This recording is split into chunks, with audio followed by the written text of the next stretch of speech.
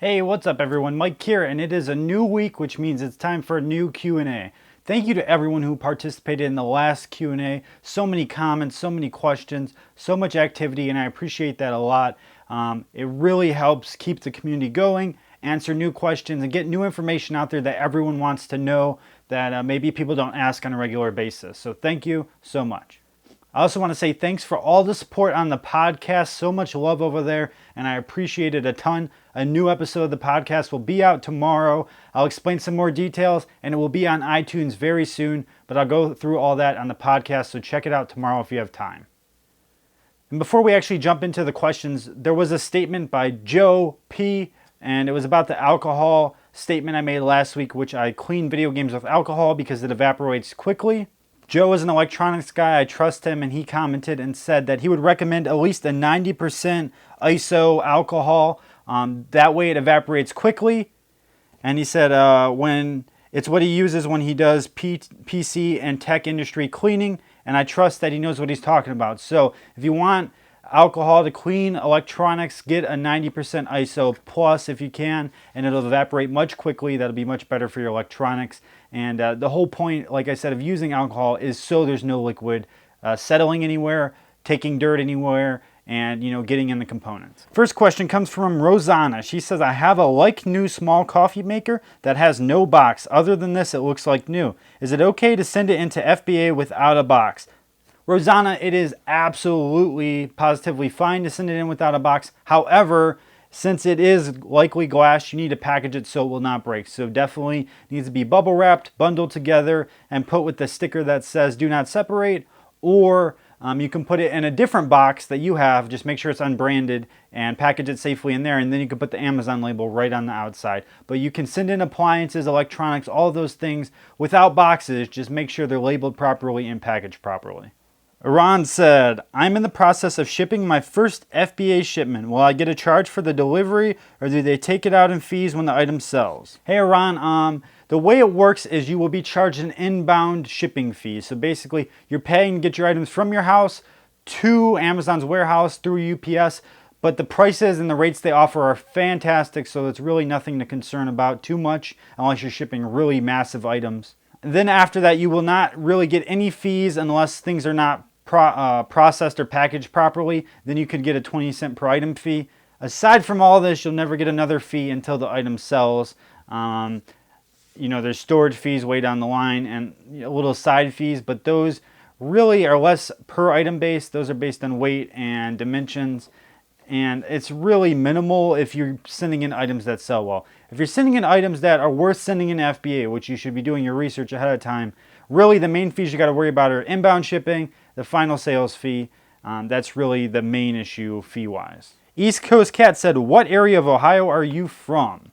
Hey East Coast, I was born in Cleveland, Ohio. I live in the outskirts of Cleveland, Ohio now. I live in Strongsville currently. When I move, which will be very soon, I'll be in the old Brooklyn area. That's kind of the area I grew up in. So I'm from the west side, and I lived there most of my life. I went to school on the east side and worked on the east side a large portion of my life as well. So really just the whole Cleveland area I know pretty well, and I've been throughout it my entire life. John said, I have a question. I think it's a good one. When you test controllers, do you have a specific game for each console that you test them quickly on? Hey John, I do not have a specific game, but I do have a tip for everyone who's trying to test controllers.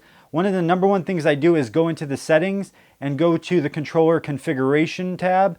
And then when you go in there, a lot of times when you hit the buttons, it'll show if they're active, or if you go to change a button, you can just click through all the buttons and they'll pop up if they're activating properly. So that's a quick way to test a controller because you know the keys are functioning properly if they pop up.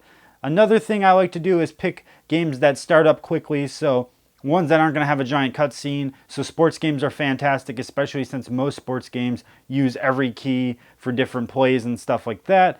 And in general, you can usually find a game in your arsenal nearby that's pretty quick and easy, but the configuration tab can be a great thing to test buttons quickly.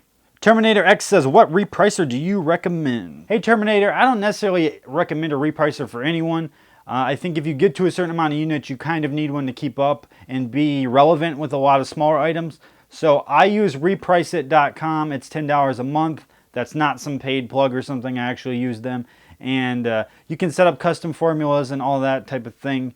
Now there is other places like App Eagle, and there's another one I can't think of off the top of my head. However, they're much more pricey, and they do have kind of a more integrated system, but the one that I use works fine for me. I'm sure it'll work fine for most of you unless you really need some very specific repricing rules. Latin Picker said, I was just beginning to start on Amazon. I am primarily focused on video games. My question is, should I be concerned with scammers and games being returned frequently? As a point of reference, I sold many thousands of games this year, and I have a total of 4 returns on Amazon, I believe, something along that line.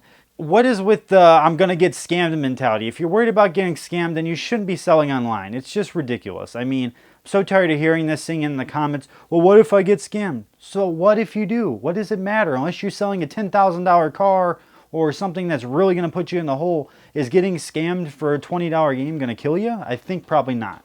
So on an overall level, scams mean nothing. They're a write-off. Who cares about them? Stop worrying about them. Stop wasting your time on them. Stop posting and saying you spent 2 hours on customer service and you won the case. Doesn't mean anything. You wasted 2 hours of your time. In that 2 hours, you could have been sourcing and listing and made up for the $20 you lost in the first place. Online business is not about being the righteous person. It's not about fighting the scammers to prove a point. At the end of the day, it doesn't help your business doing that, spending all your resources and time doing that. So if it's a minimal amount, you move on with it your day and you make more money to make up for it. Now, there's certain situations where you should fight it. Potentially, yes, but they're pretty rare. And online scamming in general is pretty rare. There's just this bad stigma of bullshit going around. I've only been scammed a few times over the years, and most of them are because I made mistakes and they got away with it because of that. So just be smart, list things properly.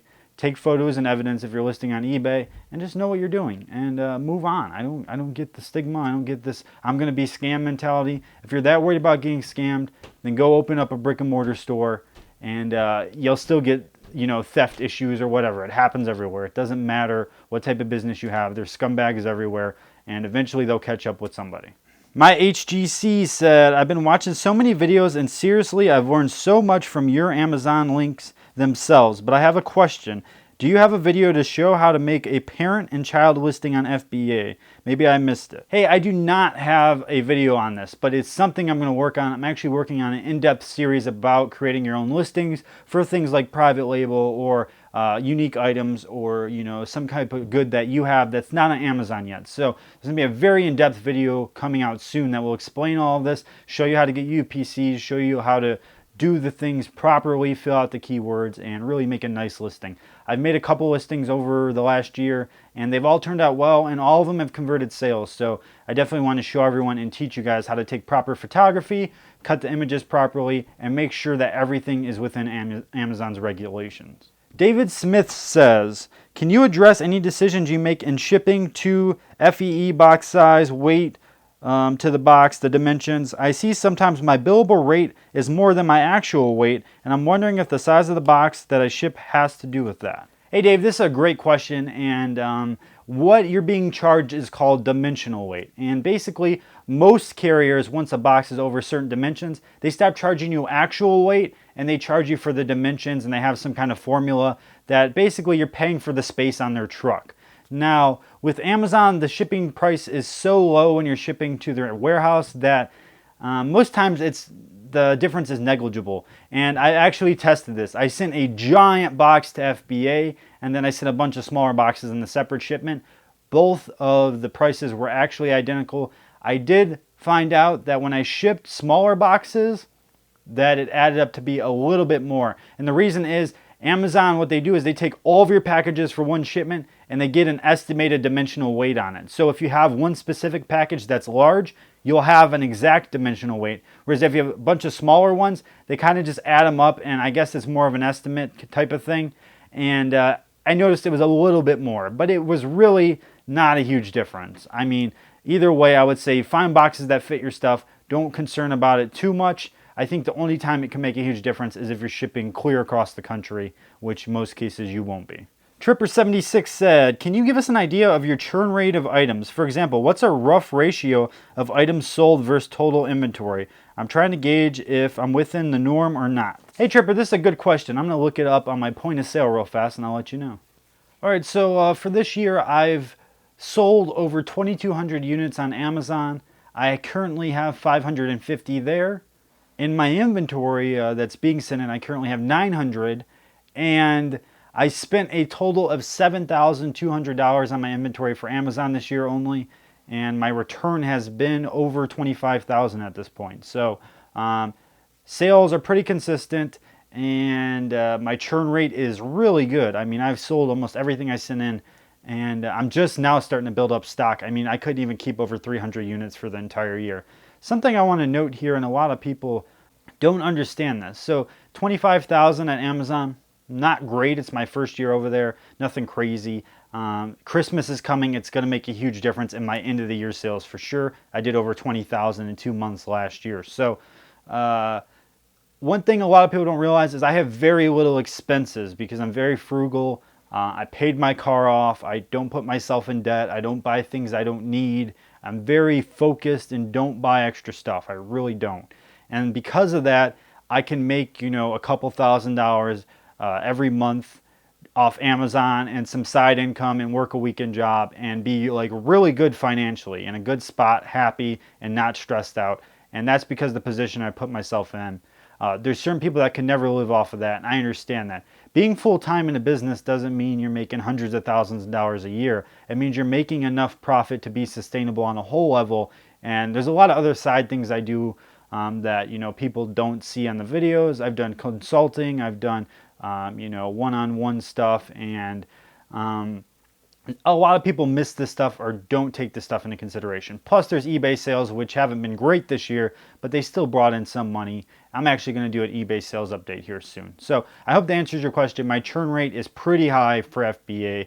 eBay, it's much slower, but I'm not able to look up the statistics right now because I just don't keep such a close eye on it anymore. Something else I want to mention about that is spending $7,200 and turning it into $25,000, also with a total of 1,200 or 1,300 units still in stock.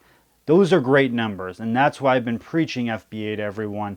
I didn't just make this stuff up. Once I started using it, I couldn't believe how quick I was selling items, how much of a markup they were selling for, and how consistent the sales have been. I mean, it's been pretty phenomenal. So take that into consideration when I talk about FBA. Just think about those numbers for a minute. Anyone that can turn 7,000 into 25,000 and still have thousands of units in stock from that $7,000, that's truly phenomenal. And I've only been upping my game. I just spent $800 yesterday on 19 different lots that I sniped, and I have tons of stuff coming in. So I want you guys to, if you watch this, remember this video.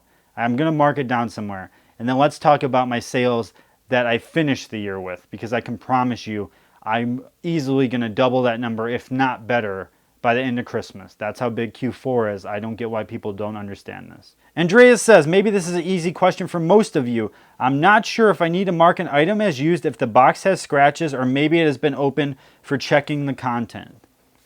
Andreas, you could probably sell this as new on eBay, like new with the other category or something like that. If you're sending this to Amazon, it absolutely should never be listed new. Do not do it. You'll end up with a negative. Instead, list it as like new, post photos, and explain that it's been opened or the box is damaged. Something along those lines. That's what Amazon Warehouse Deals does. You should follow the same suit and do that. People do look in the used for new items that are damaged often. I do it when I look for products as well. So definitely do not list that as new on Amazon. All right, everyone. Well, thanks for watching. I do appreciate it. If you want to support the channel further, there's an affiliate link down below. If you purchase through Amazon through that affiliate link, I'll get a portion of the sale at no extra cost to you. So to everyone that's been doing that, you guys have been killing it. Thank you so much. That has helped an absolute ton.